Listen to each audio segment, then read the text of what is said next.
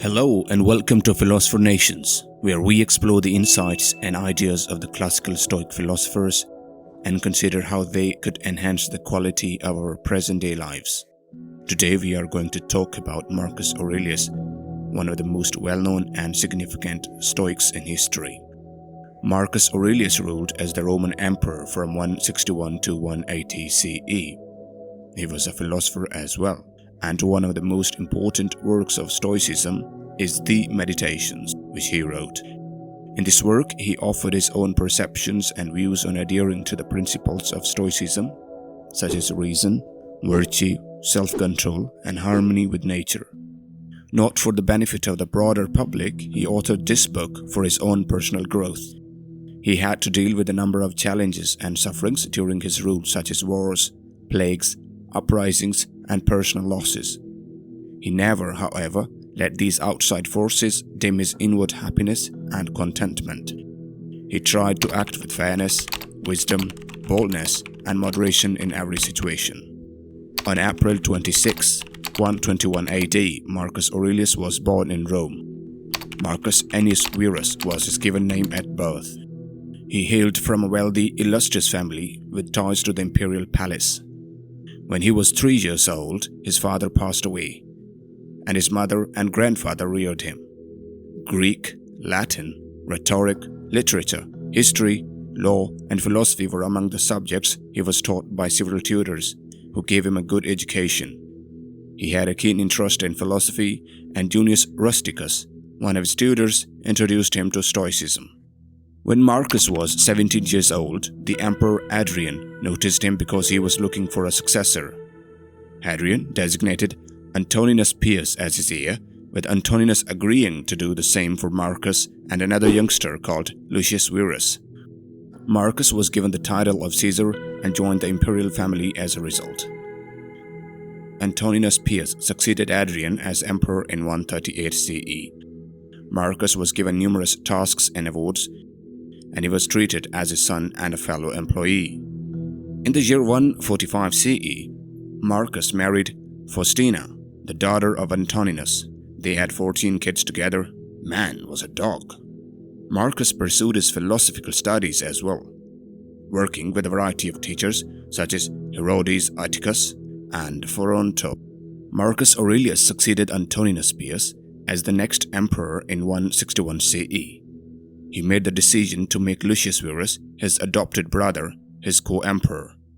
Marcus demonstrated his compassion and humility with this action, which was unmatched in Roman history. Together, they overcame numerous obstacles to imperial stability and prosperity.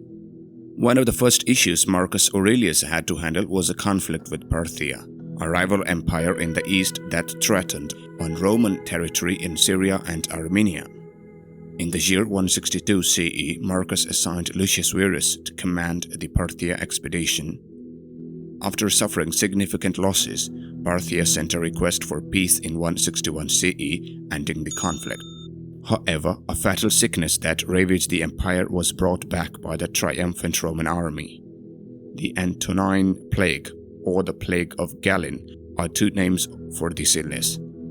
Over many years, it claimed the lives of millions of people, including Lucius Verus in 169 CE. The disease got extended to Rome's military and economy. A number of Germanic tribe assaults along the empire's northern border presented Marcus Aurelius with another difficulty. In order to invade the provinces of Gaul, Germany, and Pannonia, these tribes, including the Marcomanni, the Quadi, and Sarmatians, took revenge of the epidemic and the turmoil in Rome. In a series of conflicts from 167 to 180 AD, Marcus Aurelius personally oversaw the Roman army's efforts to repel these invaders.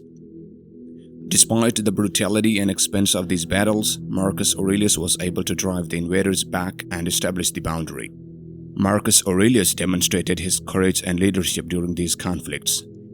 He was constantly on the front lines, experiencing the adversities and perils alongside his soldiers. In addition, he was kind and compassionate toward his adversaries, offering them pardon and peace wherever feasible.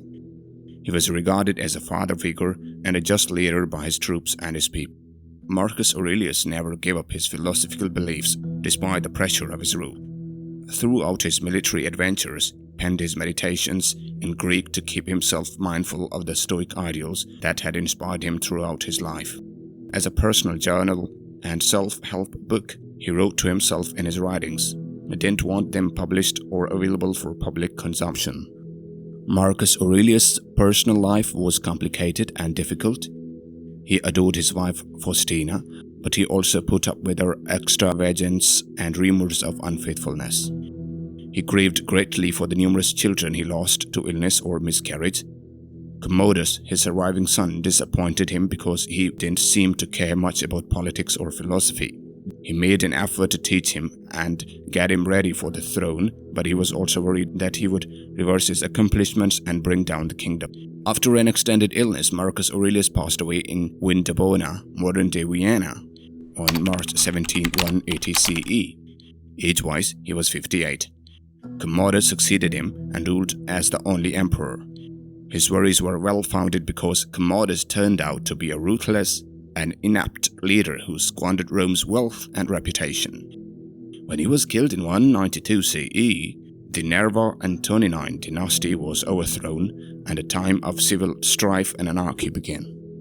Along with his military and political achievements, Marcus Aurelius left behind philosophical writings as well. His meditations have been read by innumerable people throughout the ages and have endured through the ages. They rank among the most important texts in Western history and among the finest works of Stoicism. They provide helpful guidance on how to live a good life, deal with adversity, control one's emotions, be moral, and be happy. Here are some of his famous work. Quote, "You have power over your mind, not outside events. Realize this and you will find strength." Unquote. Dwell on the beauty of life, watch the stars, and see yourself running with them. The happiness of your life depends upon the quality of your thoughts. Everything we hear is an opinion, not a fact. Everything we see is a perspective, not the truth. Waste no more time arguing about what a good man should be. Be one. It is not death that a man should fear, but he should fear never beginning to live. The soul becomes dyed with the color of its thoughts. When meditation is mastered, the mind is unwavering like the flame of a candle in a windless place. The act of meditation is being spacious. Meditation is not about feeling a certain way, it's about feeling the way you feel. So there you have it, the life and philosophy of one of history's most famous figures, Marcus Aurelius. He was a man who faced many challenges and hardships, yet he never lost sight of his principles and convictions. He was the type of person who could balance work and play, power and insight, and action with reflection. He was a man who adhered to the Stoic way of thinking. I genuinely hope you had a good time watching this video and learned something new. Use the thumbs up button and subscribe to our channel if you enjoyed and to keep up with more similar content. Do not forget to research Stoicism and how it might improve your life in more depth. Or just hit the ring button and wait for the next video. Thanks for watching. See you next time.